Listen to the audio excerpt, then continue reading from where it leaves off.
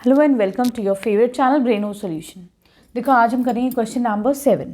ये कह रहे हैं तुम्हारे पास एक साइक्लिक क्वाड्रिलेटरल है। साइक्लिक क्वाड्रिलेटरल का मतलब क्या होता है? जिसके सारे वर्टिसेस एक सर्कल पे आए। ठीक है, ये कह रहे हैं यहाँ पर जो इसके डायगोनल्स हैं, मतलब ए बी ए सी और बी डी, ये इसके डायगोनल्स हैं। ये जो हमारा क्वाड्रिलेटरल है ये जो है सर्कल के भी डायमीटर्स हैं। क्लियर है? अब ये कह रहे हैं तुमको प्रूफ करना है that A B C D is a rectangle. ये प्रूफ करना है। तो देखो मुझे किसी भी फिगर को अगर रेक्टेंगल प्रूफ करना है तो मुझे क्या करना पड़ेगा? उसके डायगोनल्स को मैं इक्वल बता दूं। क्या कर सकते हैं हम यहाँ पर? A C is equal to B D. या तो तुम इसको शो कर दो, ठीक है, या फिर हम ये भी इसके साथ इनफैक्ट ये शो करना है। दूसरी बात हमें क्या शो करनी कि जो डायगोनल्स हो रहे हैं वो आपस में बाइसेक्ट कर रहे हैं। मतलब बाइसेक्ट का मतलब क्या हुआ? A O is equal to O C, ठीक है, O B is equal to O D. ये चीज़ें आपको जो है यहाँ पर प्रूफ करनी है। क्लियर है? तो ये क्या हो जाएगा? हमारा एक रेक्टेंगल हो जाएगा। क्लियर है? अब देखो बच्चों, बहुत इजी है इस क्वेश्चन को आगे प्रोसीड करना। अब मुझे पता है यहाँ पर कि ए सी और बी डी ये दोनों क्या है? ए सी और बी डी इस सर्कल में क्या है? डायमीटर है। ठीक है, ये इन्होंने पहले ही बता दिया है कि ये डायमीटर्स हैं। तो मैं क्या कह सकती हूँ कि A C equal to B D. Diameters किसी भी सर्कल के इक्वल होते हैं। ठीक, दूसरी बात बच्चों क्या है? इसको तुम फर्स्ट ले लो, ठीक है, इसको तुम मान लो फर्स्ट इक्वेशन। दूसरी बात बच्चों क्या है? अब यहाँ पर रेडियस देखो, रेडियस क्या क्या है? ओ ए है रेडियस, दूसरा रेडियस क्या है? ओ बी है, और कौन सा रेडियस इस सर्कल में? ओ सी है, तीसरा क्या है? ओ डी है। ठीक है, ये सारे क्या है तुम्हारे? इनको तुम सेकेंड इक्वेशन ले लो। ठीक, ये सारे क्या है बच्चों? यहाँ पर रेडियस हैं। ठीक है, क्लियर? अब देखो बच्चों, मुझे पता है, मैंने यहाँ से क्या करा? ओ ए इक्वल टू ओ सी ले लिया यहाँ से। ठीक है, और रेडियस क्या होता है बच्चों? हाफ ऑफ डायमीटर होता है। तो ये ए सी का हाफ हो जाएगा। हमको क्या पता है कि radius is equal to half of diameter. ये सब बच्चों को पता है ना? ठीक है, क्लियर है? उसी तरीके से मैं कह सकती हूँ O B equal to O D. यहाँ से मैंने ये दो चीज़ें उठा ली। ठीक है, और ये क्या है बच्चों? हाफ ऑफ बी डी है। Again same reason. ठीक है, क्लियर है? अब तुम इसको मान लो थर्ड इक्वेशन। क्लियर है? तो देखो बच्चों, यहाँ पे देखो तुम, फर्स्ट वाला कहाँ गया तुम्हारा? ये थर्ड वाला, ये फ्रॉम 1 and 3। हम क्या कह सकते हैं बच्चों यहाँ पर कि इसको मैं रब कर दूँ, थर्ड वाली इक्वेशन को मैं थोड़ा सा अच्छा ऐसा कर लो। हम यहाँ पे क्या कह सकते हैं? ए C equal to B D. एक तो देखो बच्चों हमारी ये वाली चीज़ प्रूफ हो गई। ठीक है, दूसरा हमारा क्या प्रूफ हो गया बच्चों? कि ओ ए इक्वल टू ओ सी, और ये हाफ है ए सी के। तो मेरे यहाँ पर इन दो चीज़ों से मेरा क्या प्रूफ हो जाता है कि A B C D is a rectangle. ठीक है, तो आप क्या लिखेंगे? From 1 and 3 I can conclude that from 1 and 3 we can say that A B C D is a rectangle. आसान था ना बच्चों ये? ठीक है, तो तुम लोग को पता होना चाहिए कि अगर किसी चीज़ को रेक्टेंगल प्रूफ करना है तो हमारे पास क्या क्या चीज़ें होनी चाहिए। स्क्वायर प्रूफ करना है तो क्या कंडीशन फुलफिल होंगी। ठीक है, अब आ जाओ तुम इसकी क्वेश्चन नंबर 8 पर। देखो बच्चों, क्वेश्चन नंबर 8 में क्या कह रहे हैं? ये कह रहे हैं कि ए बी सी डी एक ट्रेपेजियम है। ठीक है, ये कह रहे हैं इसकी जो देखो ए बी और सी डी इसकी पैरेलल साइड्स हैं। इसकी नॉन पैरेलल साइड्स कौन सी हैं? ए डी और बी सी, ये इक्वल है आपस में। तो प्रूफ करो कि एक साइक्लिक क्वाड्रिलेटरल, ये दोनों साइड्स तुम्हारी इक्वल है। ठीक है, तो पहले हम लिख लेते हैं यहाँ पे तुम्हारे पास गिवन क्या है। ठीक है, गिवन है हमारे पास कि A D is equal to B C. ठीक है, और दूसरी बात क्या गिवन है? कि A B is parallel to C D. ठीक है, ये तुम्हारे पास दोनों चीज़ें गिवन है। राइट, अब हमको प्रूफ करना है कि ये एक साइक्लिक क्वाड्रिलेटरल है। ठीक है, तो क्या लिखोगे? To proof that A B C D is a cyclic quadrilateral. अब साइक्लिक क्वाड्रिलेटरल मैं प्रूफ करने के लिए, साइक्लिक का मतलब क्या होता है कि सारे जो वर्टिसेस इस क्वाड्रिलेटरल के वो एक सर्किल पे लाई करें। ठीक है, क्लियर है। तो उसके लिए बच्चों हमें क्या प्रूफ करना है वो देख लेते हैं हम। तो बच्चों या तो ये प्रूफ कर दो कि जो ऑपोजिट एंगल्स है वो सेम है, तो मैं angle A plus angle C, same नहीं सॉरी, इन दोनों का सम 180 डिग्रीज है। ठीक, या फिर ये प्रूफ कर दो that angle B plus angle D ये 180 डिग्री है। ठीक है, ईदर ऑफ देम, एक भी प्रूफ कर दोगे तो तुम्हारा काम हो जाएगा। ये हमें प्रूफ करना है यहाँ पर। ठीक है, क्लियर है। तो बच्चों हम यहाँ पर ना थोड़ा सा कंस्ट्रक्शन कर लेते हैं। सही, कंस्ट्रक्शन क्या है कि हम ड्रॉ करते हैं डी ई। ठीक है, draw D E perpendicular to A B. ठीक है, और C F perpendicular to A B. मैंने क्या करा, इन दोनों से परपेंडिकुलर ड्रॉप कर दिया। क्लियर है। अब देखो इससे फ़ायदा क्या होगा, अभी देखो आगे कैसे प्रोसीड करेंगे। अब ये जो छोटे वाले दो ट्राइंगल है ना, मैं इनको कॉन्ग्रुएंट प्रूफ करती हूँ। ठीक है, क्लियर है। उससे देखते हैं कि क्या होगा। ठीक, तो देखो बच्चों, इन ट्राइंगल ए डी ई, ये जो ट्राइंगल है दो, and triangle B C F. ठीक है, इन दोनों ट्राइंगल में सबसे पहले हमको क्या पता है बच्चों, that A D is equal to B C. ये चीज़ गिवन है तुम्हारे पास। ठीक है, दूसरी चीज़ क्या गिवन है तुमको कि ये वाला एंगल 90 है। कैसे, क्योंकि हमने तो खुद ही ड्रॉ कराया है ना। तो मैं कह सकती हूँ angle E is equal to angle F. कैसे, ये 90 डिग्री हैं दोनों। ठीक है, तीसरी बात बच्चों हमको क्या पता है, यहाँ पर ये दोनों देखो पैरेलल लाइन है, तो पैरेलल लाइन का जो डिस्टेंस होता है वो हमेशा बराबर होगा। होगा नहीं होगा, ये दो पैरेलल लाइन है, इन दोनों का जो डिस्टेंस अगर ये 4 मीटर्स है तो ये भी 4 होगा ऑब्वियसली। ठीक है, तो मैं क्या कह सकती हूँ यहाँ से, that D E is equal to C F. क्यों, रीजन दो बच्चों, डिस्टेंस बिटवीन पैरेलल लाइंस।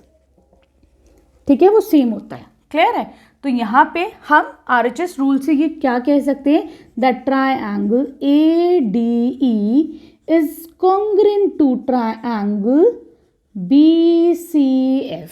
ठीक है, ए डी क्या है तुम्हारा, हाइपोटेन्यूज हो गया, this is right angle, this is side.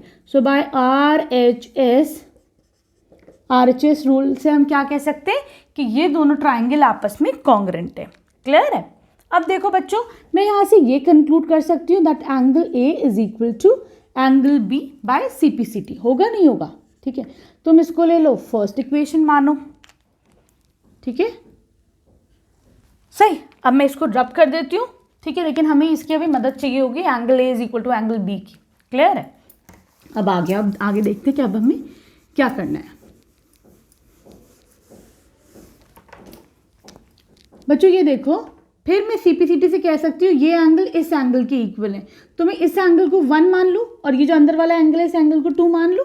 ठीक है, ये एंगल 1, ये एंगल 2। क्लियर है। या फिर इधर लिख लेती हूँ एंगल ए डी ई बोल देते हैं, बात ही खत्म, is equal to angle BCF again by CPCT से हमने कह दिया कि अंदर वाले जो एंगल्स है ये दोनों भी सेम है। ठीक है बच्चों, अब देखो दो बच्चों का पैरेलल लाइन है। हाँ, सामने वाला एंगल देखो, ये दो पैरेलल लाइन है, ये एंगल अगर बच्चों 90 है तो ऑब्वियसली ये एंगल भी 90 होगा नहीं होगा, है ना। दोनों कोरस्पॉन्डिंग एंगल है, दोनों का सम 180 डिग्री होता है। तो अगर एक 90 है तो अगला भी 90 होगा। ठीक है, तो मुझको ये पता है कि ये एंगल तो बच्चों 90 ही है। देखो इससे क्या यूज़ होगा भी देखते हैं ज़रा सा। देखो अब मैं क्या करती हूँ, इस वाली इक्वेशन में मैं 90 डिग्री ही ऐड कर देती हूँ, adding 90 degrees to both sides. उससे क्या होगा भी देखते हैं ज़रा सा।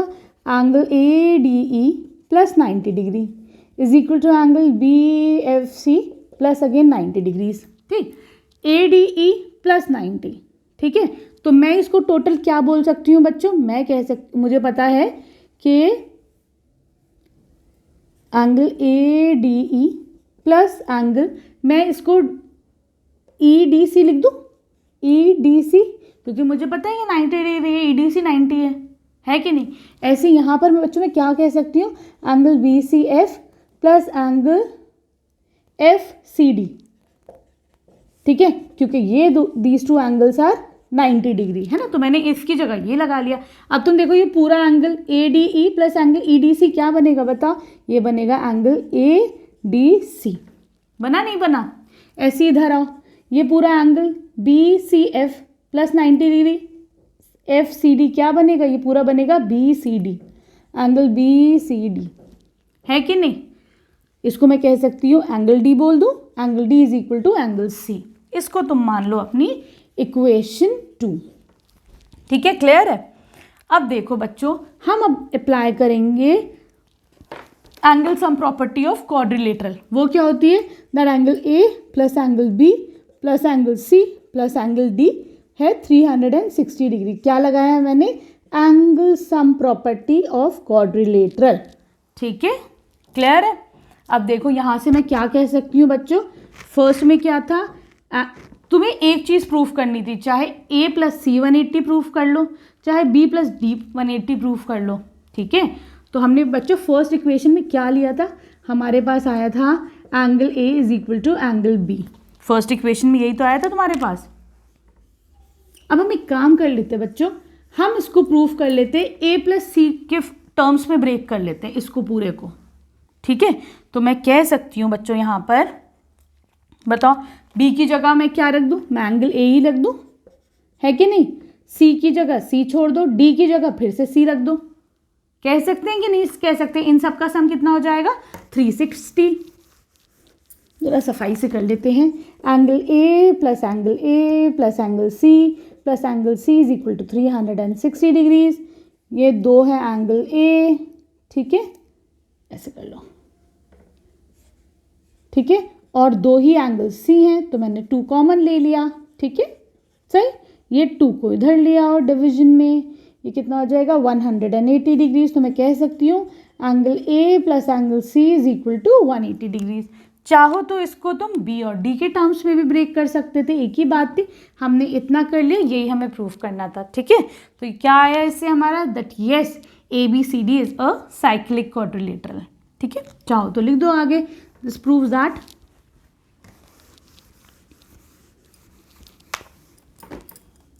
this proves that ABCD is a cyclic quadrilateral. ठीक है, here we complete question number 8। अब आ जाओ क्वेश्चन 9 पर। ठीक है बच्चों, प्लीज़ वीडियो अगर पसंद आ रही है तो चैनल को सब्सक्राइब करना, एक अच्छा सा कमेंट ज़रूर कर देना। देखो बच्चों, अब हम करेंगे क्वेश्चन नंबर 9। ठीक है, इसमें क्या है, दो तुम्हारे पास सर्कल है। ठीक है, यहाँ पे इंटरसेक्ट कर रहा है ये पॉइंट B पर और C पर, दोनों सर्कल्स। ठीक, यहाँ से एक लाइन हमने ड्रॉ कर दी ABD, एक ये सेगमेंट है और एक है PBQ, ये दो लाइन है। ठीक है बच्चों, अब देखो बच्चों, अच्छा ये स्ट्रेट लाइन, थोड़ा मेरा सर्कल वैसा हो गया, स्ट्रेट लाइन होनी थी ABD। क्लियर है। ये बच्चों सर्कल ना दिखने में बहुत, ये फिगर कॉम्प्लिकेटेड है लेकिन बहुत आसान है ये वाला क्वेश्चन। देखो हम कैसे करेंगे इसको, मुझे क्या प्रूफ करना है, दैट ACP मतलब ACP ये वाला एंगल QCD इस एंगल के इक्वल है।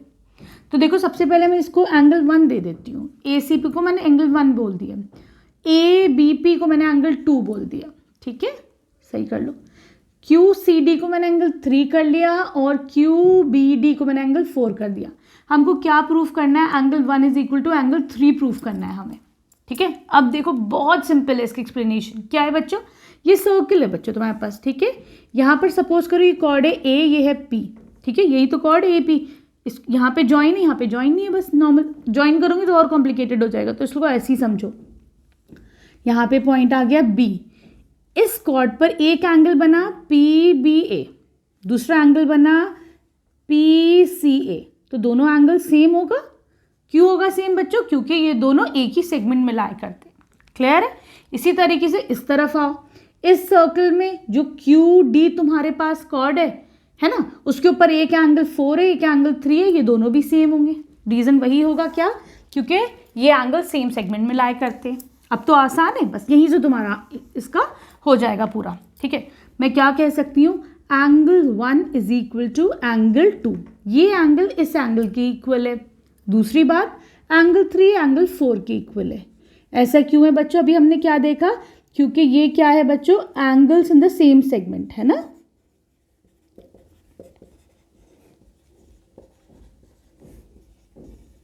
इसको तुम अपना मान लो फर्स्ट इक्वेशन। क्लियर है।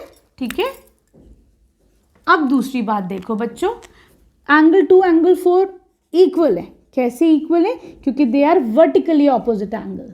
ठीक है, तो मैं कह सकती हूँ एंगल 4 एंगल 2 के इक्वल है because they are vertically opposite angle. ठीक है, इसको तुम मान लो अपनी इक्वेशन 2। क्लियर है? ठीक है, तो मैं यहाँ से हम क्या कह सकते हैं, फ्रॉम 1 एंड 2। बच्चों फिगर जो है ये थोड़ा सा डी को ऊपर बनना था। ठीक है, तो तुम लोग बुक से ही देख कर बनाना। ठीक है, ताकि ए बी डी एक लाइन में आए। ठीक है, बस वैसे समझ लो, लेकिन ए बी डी एक लाइन में ही आएगा। क्लियर है? तो मैं कह सकती हूँ from 1 and 2 what I can conclude is angle 1 is equal to angle 2 is equal to angle 3 is equal to angle 4। यहाँ से ले लो 1 इक्वल टू 3 है ना, from 1 is equal to angle 3। ये क्या हो गया हमारा, A C P is equal to angle Q C D. ठीक, सिंपल, आराम से समझ में आया। वीडियो पसंद आई तो प्लीज़ चैनल को सब्सक्राइब करना। Thank you for watching Braino solutions.